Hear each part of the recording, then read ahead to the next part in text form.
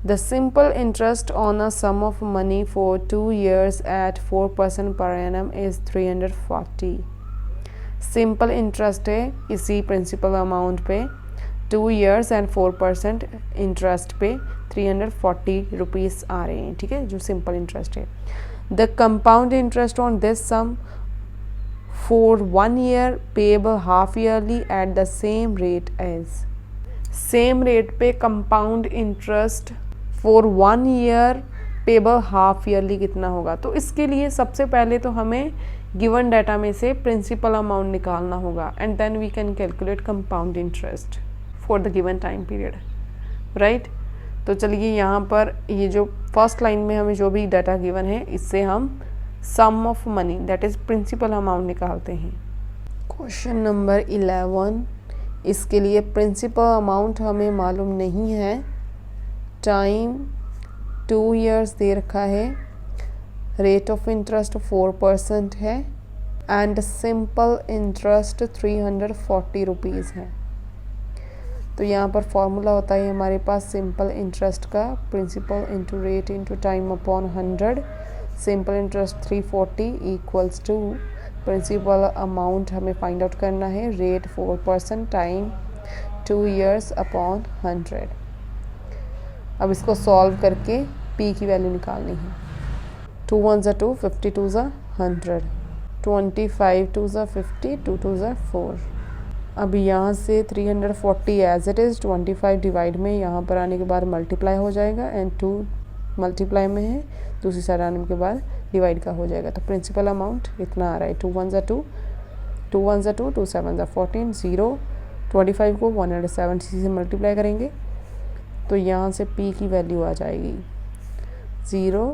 17 को 25 से मल्टीप्लाई करते हैं 35, 3, 5 + 3 8, 14 1 2 3, 5 12 1 4। तो कितना आ गया 4 2 5। ये 0 साथ में जो एंड में था ऐसे लगा दिया मैंने, ठीक है।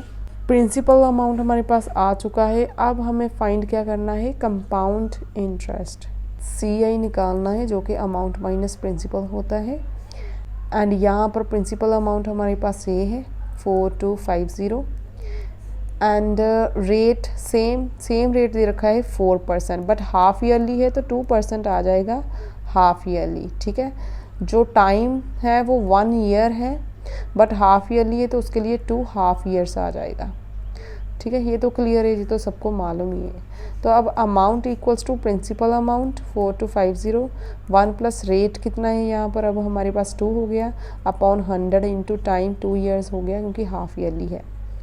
चलिए अब इसको कैलकुलेट करते हैं। Amount equals to 4250 as it is.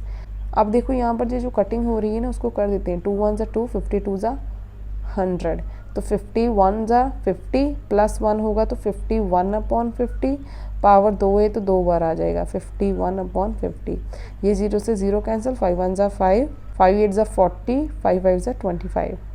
यहाँ पर अगेन 5 10 50, 17 5 85। अब ये नीचे 10 बचा, न्यूमरेटर में 17 multiply 51 multiply 51, 17 multiply 51 multiply 51 upon 10। तो इसको मल्टीप्लाई करते हैं, 51 मल्टीप्लाई 51 1 5 5 5 5 25, 5 10 1 6 2। अगेन 17 से मल्टीप्लाई करेंगे, 35 42 4 कैरी, 14 प्लस 18, 5 0 6 2, 5 8 2 14 एंड 4। मल्टीप्लाई करने के बाद हमारे पास आ रहा है 4 4 2 8 5 अपॉन 10। तो अब यहाँ पर नीचे 0 1 0 है तो एक डिजिट छोड़ के एंड में से पॉइंट लग जाएगा, 4 4 2 8.5। ये अमाउंट आया है, हमें CI निकालना है, मींस अमाउंट में से माइनस करना है प्रिंसिपल अमाउंट। इस अमाउंट में से प्रिंसिपल अमाउंट माइनस करते हैं जो कि कितना है 4250, 0.0 लिख सकते हैं, माइनस करेंगे 5 8 12 बना 3 7 1, दैट्स इट। तो CI आ रहा है 178.5। तो चलिए इसके लिए करेक्ट ऑप्शन देखते हैं कौन सा है। अब यहाँ पर देखो, यहाँ पर मल्टीप्लाई में हमसे मिस्टेक हो गई है। यहाँ पर ऐड करने के बाद 1 आ रहा था, मैंने गलती से 5 डाल दिया, दैट्स वाई सारा कैलकुलेशन गलत हो गया। तो यहाँ पर 7 आना था, 0 आएगा। एंड यहाँ पर 1 है तो 1 1 ज़ा 1 आएगा, बाकी कैलकुलेशन एज इट इज़ रहेगी। यहाँ पर 7 एंड यहाँ पर 1 आ जाएगा, राइट। तो यहाँ पर 1 7 आ रहा है, 1 7, दैट्स वाई यहाँ पर भी 1 7, तो दैट्स वाई यहाँ पर 1 7 1.7 ये आएगा, ठीक है। कैलकुलेशन ध्यान से करनी है, वैसे भी इन क्वेश्चंस में कैलकुलेशन बहुत ही लेंदी है, तो आपको केयरफुली करनी है, ठीक है। तो अब अगर यहाँ पर इसका करेक्ट ऑप्शन देखें 171.7, तो 11th के लिए 171.7, this is our correct answer. देखो पॉइंट लगाने के बाद एंड में 0 हो चाहे ना हो उसका कोई मतलब नहीं होता। तो इस क्वेश्चन के लिए सी इज़ आवर करेक्ट ऑप्शन।